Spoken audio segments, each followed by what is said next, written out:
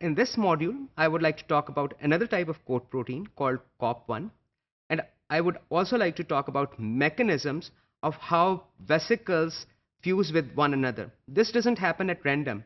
Vesicles will only fuse with the other compartment of the cell if they're targeted to that compartment. So let's see, first of all, the mechanism of that. After transport, vesicles have budded off from an ER exit site, they shed their coat and then they begin to fuse with one another.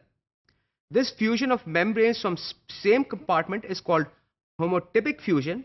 It is to distinguish it from heterotypic fusion, in which membrane from one compartment fuses with the membrane of a different compartment.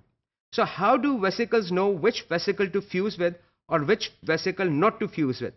There are specific proteins, just as proteins have labels on their surface which target them to different organelles, vesicles also have an address or a label on them.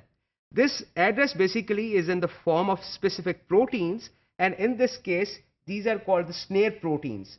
So here is a vesicle with these snare proteins. One is shown in red and the other is shown in blue. So these snare proteins, they bind each other. The blues bind the red and the red binds the blue. So I have to tell you here that there are many different types of snare proteins, of course, which help target specific vesicles to specific target sites. And these T snares and V snares basically help vesicles maintain the specificity of their target. So T snares basically is the target snare. This is the target vesicle or target organelle. And in this case, actually, since this is homotypic fusion, so both these T snares and V snares are present on the same vesicle. But just to clarify, T snares is the target snare and V snare is the vesicle snare. So these two snares will fuse with one another. Once this happens, they fuse with another, they sort of twist on each other. Once they twist upon each other, it helps generate enough force to fuse these two vesicles.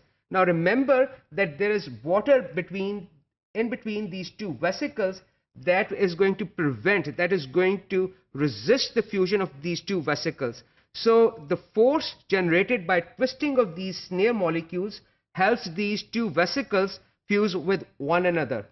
As with heterotypic fusion, homotypic fusion requires a set of matching snares.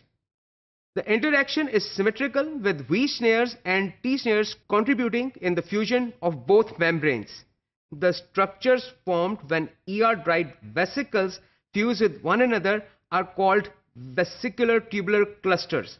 So when the vesicles bud off from the ER, they start immediately shed their coats and they start fusing with each other.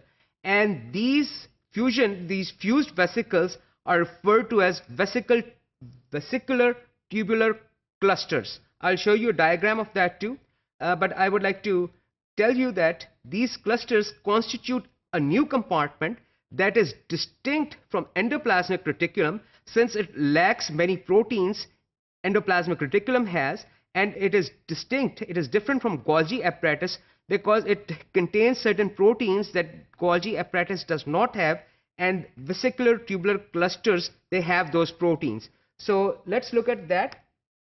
Here is a graphic representation of what I've just talked about. So here's the endoplasmic reticulum. COP2 coats, they start assembling on specific endoplasmic reticulum exit sites, and they result in formation of these vesicles.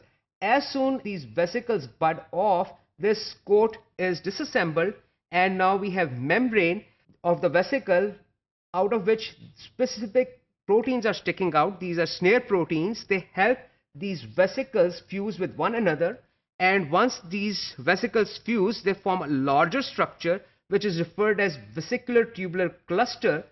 As soon that happens, there's another type of protein called COP1 protein that starts assembling on the surface of vesicular tubular clusters, and just like COP2 helps recruit specific proteins destined for Golgi apparatus, COP1 proteins help assemble proteins which are resident of ER or which are supposed to be in ER. So basically these vesicles carry proteins, ER proteins, back from vesicular tubular cluster back to the endoplasmic reticulum. These COP1 coated vesicles also different regions of Golgi apparatus. So basically what they are doing is they are grabbing the proteins which escaped the system and ended up in Golgi apparatus. However, they are actually required in the endoplasmic reticulum. So these proteins are captured with the help of COP1 coated vesicles and sent back to the endoplasmic reticulum.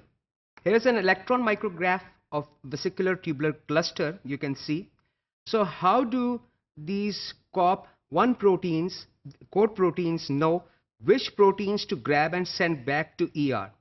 That would be topic of our next module.